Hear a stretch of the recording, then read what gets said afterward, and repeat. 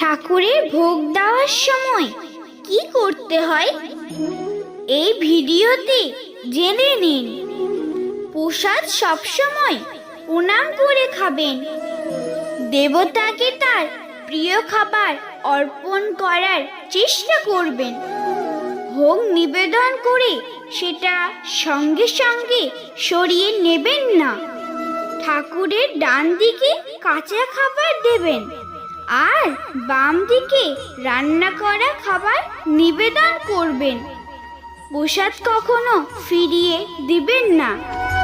ভগবানকে ভালোবাসা আর মানুষকে ভালোবাসার মধ্যে পার্থক্য কি?